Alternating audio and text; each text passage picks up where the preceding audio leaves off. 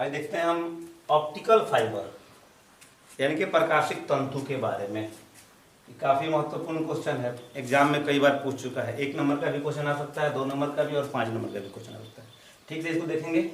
देखिएगा, हमने कल देखा था टोटल इंटरनल रिफ्लेक्शन, पूर्ण आंतरिक प्रवर्तन।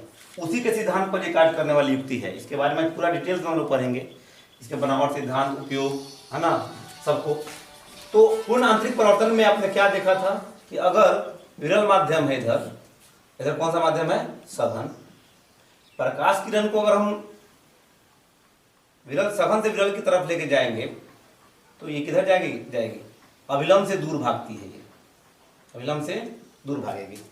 और थोड़ा सा हम आपतन कोण को अगर बढ़ा दें, थोड़ा और बढ़ा दिया तो ये और दूर भाग जाएगी। ये आई का मान पर है, तो अगर और बढ़ा दें अगर हम, तो एक टाइम ऐसा आएगा कि ये जो अपवर्तन कोण का मान है वो कितना आ जाएगा, 90 डिग्री हो जाएगा। इसी को बोलते हैं क्रिटिकल एंगल, यानी कि क्रांतिक कोण कहा जाता है। और अगर अब इससे क्रिटिकल एंगल से भी अधिक आपतन कोण को कह दें तो ये इसी माध्यम में वापस लौट आएगी। मतलब अपवर्तन की जगह पर क्या होगा, प्रवर्तन होगा। इसको क्या कहते हैं, पूर्ण आंतरिक प्रवर्तन। पिछले वीडियो में दिखाया गया है और इसी सिद्धांत पर ये कार्य करता है। इसका काफी उपयोग है फिजिक्स में पूर्ण आंतरिक प्रवर्तन का। तो देखते हैं ऑप्टिकल फाइबर के बारे में क्या है। ऑप्टिकल फाइबर यानी प्रकाशिक तंतु एक ऐसी युक्ति है जो प्रकाश संकेतों को बहुत ही कम हानि पर अपने लंबाई के अनुदिश एक स्थान से दूसरे स्थान तक प्रेषित करती है। मैंने प्रकाश संकेतों को काफी दूर तक प्रेषित करने के लिए ऑप्टिकल फाइबर का प्रयोग किया जाता है। देखिएगा, वर्ड है ऑप्टिकल फाइबर, यानी ऑप्टिकल का मतलब होता है लाइट यानी प्रकाश, फाइबर का मतलब तंतु या धागा। एकदम धागे जैसी पतली ये क्या होती है, पारदर्शी माध्यम होता है।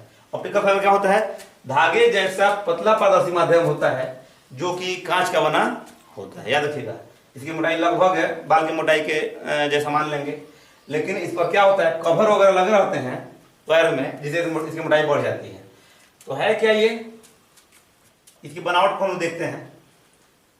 इसमें मुख्य जो भाग है, मध्य वाला भाग, इसको क्या बोलते हैं, कोर। बेलनाकार होता है, बेलनाकार पारदर्शक माध्यम है ये किसका बना होता है, क्वार्ट्ज का। इसका आंतरिक जो भाग है, सबसे अंदर वाला भाग, जिसको कोर या हिंदी में क्रूड बोलते हैं, जो कि क्वार्ट्ज का बना होता है। और इसके बाहर वाला भाग को क्या बोलते हैं, क्लैडिंग। ये किसका बना होता है, कांच का। और उसके बाहर जो सबसे बाहर होता है वो पॉलीयूरेथीन का कवर होता है, खोल, जो इसको रक्षा करता है, बचाता है खरोंच वगैरह से। अब ये काम कैसे करता है, किस सिद्धांत पर, पूर्ण आंतरिक प्रवर्तन के सिद्धांत पर ये कार्य करता है। देखिएगा, जैसे हम जानते हैं कि अगर ये क्वार्ट्ज है तो इसका, या हाई क्वालिटी का अगर ये कांच है, इसका अपवर्तनांक कितना होता है, 1.5 लगभग में आएगा ये, 1.5 माइक्रो। और अगर ये कांच है तो कितना हो जाएगा, 1.4, है ना। तो क्योंकि अब ये क्या, कौन सा माध्यम हो गया, सघन माध्यम। ये कैसा हो गया, विरल माध्यम। तो सघन माध्यम से विरल माध्यम में ही प्रकाश किरण जाएगी तो क्या होगा, अपवर्तन होगा इसका। इसका लगभग अपवर्तनांक कितना होता है, इसका क्रिटिकल एंगल क्या होता है, इसका क्रिटिकल एंगल लगभग है 41 डिग्री लिखवाएगा, 41 डिग्री इसका है क्रांतिक कोण का मान।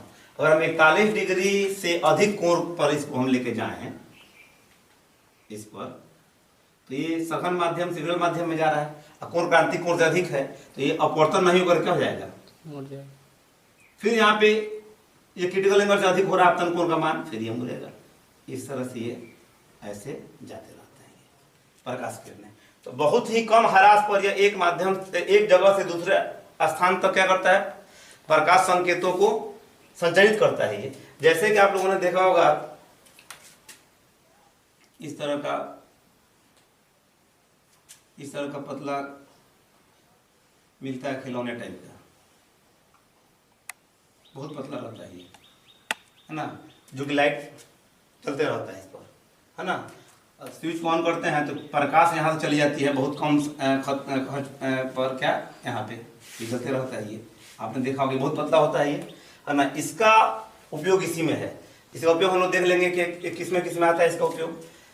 तो इलेक्ट्रिकल सिग्नल को क्या करने में, भेजने में, है ना, प्रकाशिक संकेतों को दूर तक भेजने में। टेलीकॉम जो होती हैं संचार माध्यम में, है ना, संकेतों के संचार में, उसके बाद से प्रकाश संकेतों को एक स्थान से दूसरे स्थान तक भेजने में चिकित्सीय उपयोग में, है ना, चिकित्सक में जब लाइट वगैरह का प्रयोग किया जाता है, इसमें एक और विशेषता होती है कि अगर इसको मोड़ भी दें इसको हम, है ना, तो प्रकाश किरण क्या एक जगह से दूसरी जगह पे जाती रहेगी, इस स्थान से इस स्थान तक आ सकती है। तो ये रहा ऑप्टिकल फाइबर का। तो देखते हैं हम आगे, देखते हैं आप प्रकाशिक तंतु यानी ऑप्टिकल फाइबर का उपयोग। पहले क्वेश्चन एक दो आता है एग्जाम में, उसको जरा समझ लेंगे। क्वेश्चन आ सकता है कि ऑप्टिकल फाइबर क्या है, तो लिखेंगे कि कांच का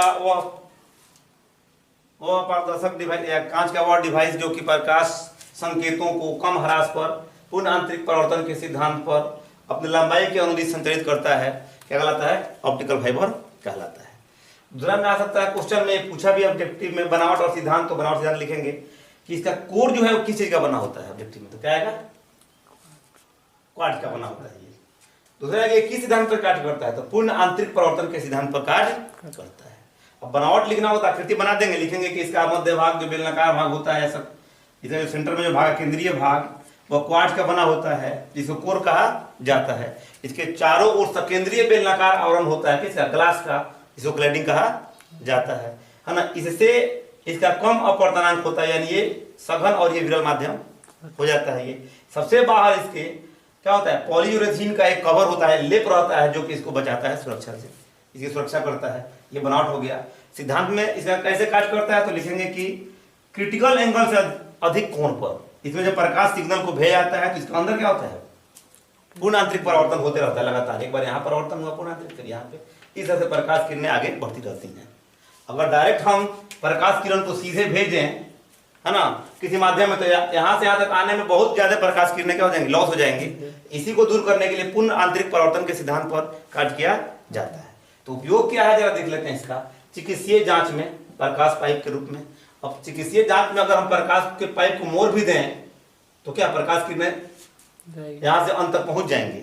दूसरा है कि प्रकाश संकेतों के प्रेषण में इलेक्ट्रिकल जो सिग्नल है उनको इनके संकेतों में प्रकाशित सजावट जो घरों में शादी वगैरह में सजाया जाता है, उसमें भी इस प्रकाशिक तंतु का उपयोग किया जाता है। ये बहुत ही महत्वपूर्ण है, ठीक से देखते हैं। अब देख लेते हैं टोटल इंटरनल जो रिफ्लेक्शन है, इस पर आधारित जो प्रिज्म का कार्य कैसे होता है, इसको देखते हैं। प्रिज्म के बारे में देखते हैं।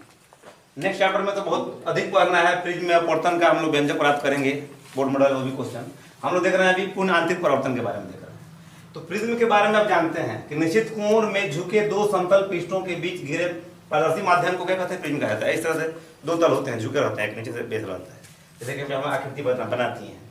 अगर ये दोनों ये सतह जो है, इधर से प्रकाश किरण आएगी और अपवर्तन के बाद इधर निकल जाएगी, तो इन दोनों को क्या बोलेंगे? अपवर्तक सतह बोलेंगे। या इधर से प्रकाश किरण आएगी तो उधर निकलेगी। और इन दोनों सतहों के बीच का जो कोण होता है उसको बोलते हैं अपवर्तक कोण। एक नीचे बच जाएगा, उसको क्या बोलेंगे? आधार, बेस। चाहे जिधर से भी घुमाइएगा, एक बेस हो जाएगा, दो क्या हो जाएंगे? अपवर्तक सतह हो जाएंगे। उसको हम लोग आगे पढ़ेंगे नेक्स्ट चैप्टर में इसका व्यंजक। लेकिन यहाँ देखते हैं पूर्ण आंतरिक परावर्तन। हम जानते हैं कि कांच का बना होता है, किसका? घिरे निश्चित कोण पर झुके दो समतल पृष्ठों के बीच घिरे पारदर्शक माध्यम, या कांच एक घिरे पारदर्शक माध्यम का। तो कांच का जो अपवर्तनांक होता है, वो लगभग 1.5 होता है। और इसका क्रांतिक कोण का मान कितना होता है बोलिए? क्रांतिक कोण लगभग 41 डिग्री होता है। अगर हम 42, 43, 45 डिग्री कर दें तो अपवर्तन के बदला में क्या होने लगेगा? पूर्ण आंतरिक परावर्तन होने लगेगा। तो अगर हम लगभग 45 डिग्री आपतन कोण है ना पर प्रकाश किरण आपतित करें, किरण आपतित करने पर पूर्ण आंतरिक परावर्तन होता है। पूर्ण आंतरिक परावर्तन होता है। इसके लिए क्या करते हैं? लंबे प्रिज्म का प्रयोग किया जाता है, लंबे प्रिज्म का। अब ये परावर्तन इसमें कराने से फायदा क्या है? परावर्तन के लिए हम लोग दर्पण का भी उपयोग कर सकते हैं। बहुत से प्रकाशीय यंत्रों में दर्पण में सीधे परावर्तन होता है, लेकिन होता क्या है कि दर्पण में प्रकाश के परावर्तन से क्या होगा? प्रकाश किरणों का ह्रास होता है ना, तो उतना स्पष्ट इमेज नहीं बन पाएगा। इसलिए बहुत से प्रकाशीय यंत्रों में दर्पण के स्थान पर किसका प्रयोग किया जाता है? परावर्तन का। जैसे कि हम लोग द्विनेत्री, परिदर्शी में या कुछ विशेष फोटो कैमरा होते हैं, कैमरा, इनमें दर्पण के स्थान पर प्रिज्म का प्रयोग किया जाता है।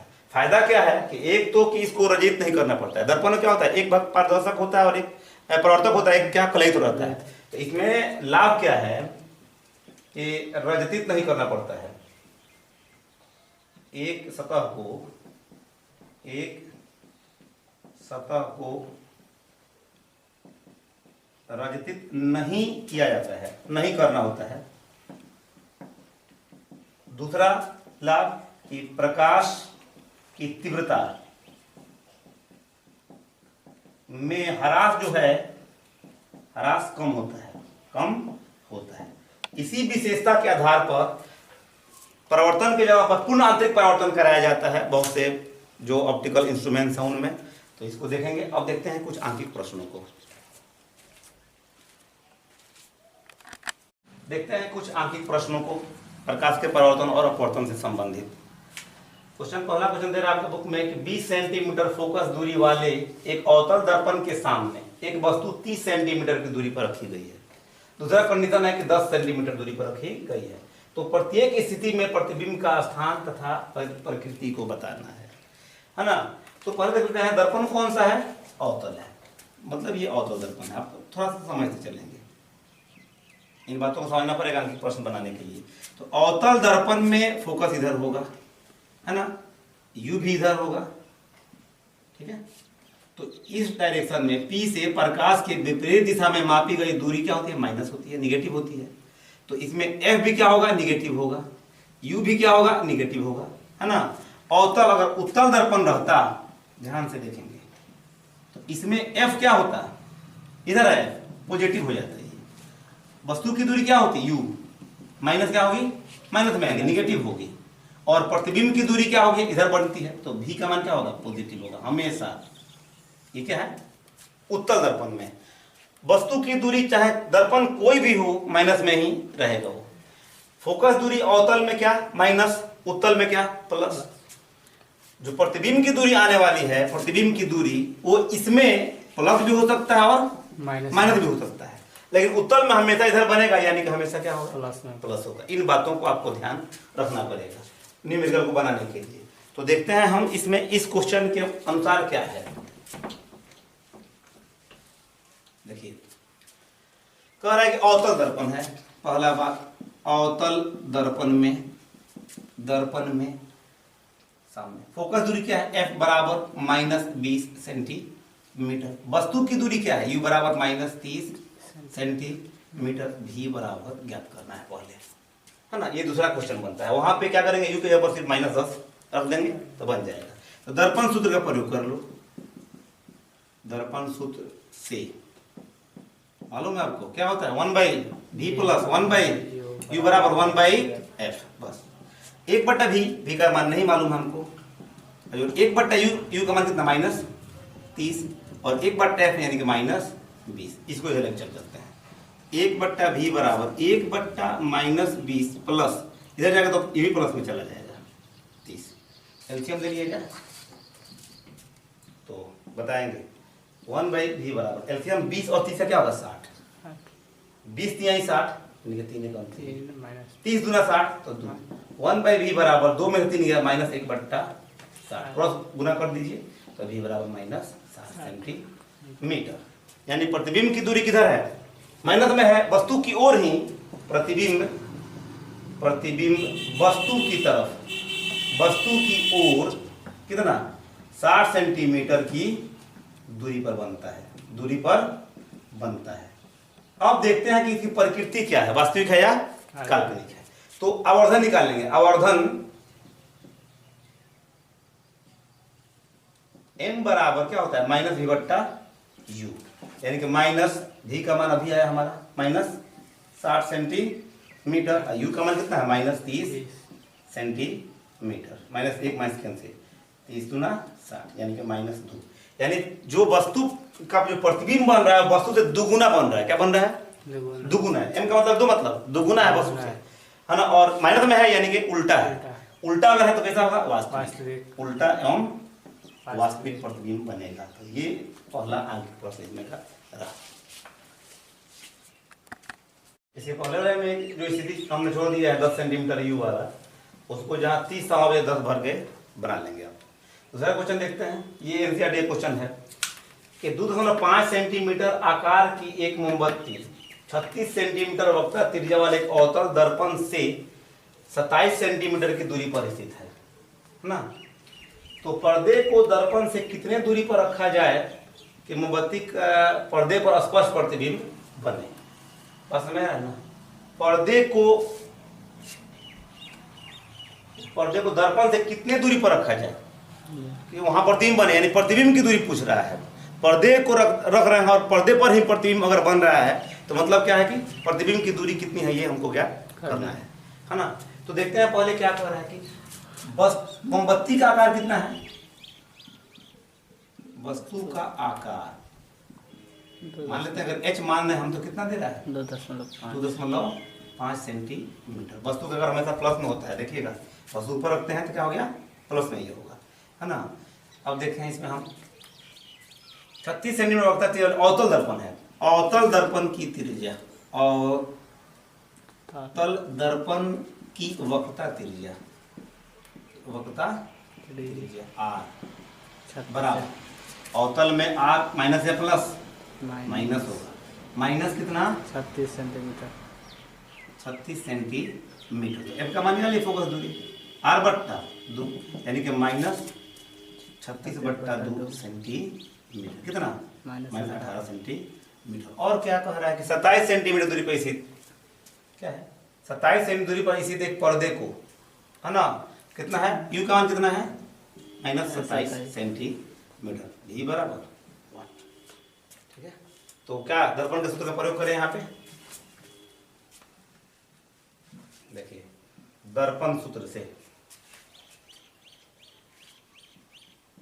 दर्पण सूत्र से 1/v प्लस 1/u बराबर 1/r, यानी कि 1/v का मान निकालना है, 1 माइनस कितना है 27 है और 1 माइनस कितना 18, f का मान कितना है 18, 1/v बराबर 1 माइनस 18 जो 1/27, इधर आएगा तो कितना आएगा 18 और 27 का एलसीएम कितना होगा 54, हाँ 54 हो जाएगा, 18 3 54, 27 दूना 54, 1/v बराबर 2 में से 3 गया माइनस 1 कितना 54, यानी v बराबर माइनस 54 सेंटीमीटर। u का मान कितना है, यानी कि पर्दे को कितना दूरी पर रखना पड़ेगा 54 सेंटीमीटर की दूरी पर जिधर मोमबत्ती रखी गई है उधर ही रखना पड़ेगा ये। तो लिख देंगे पर्दे को 54 सेंटीमीटर की दूरी पर रखना पड़ेगा ये। दूसरा कह रहा है कि उसकी प्रतिबिंब की प्रकृति और उसके साइज को बताना है। देखिए दूसरा कैसे निकालेंगे, आवर्धन का सूत्र क्या कहता है, m बराबर माइनस v बट्टा u।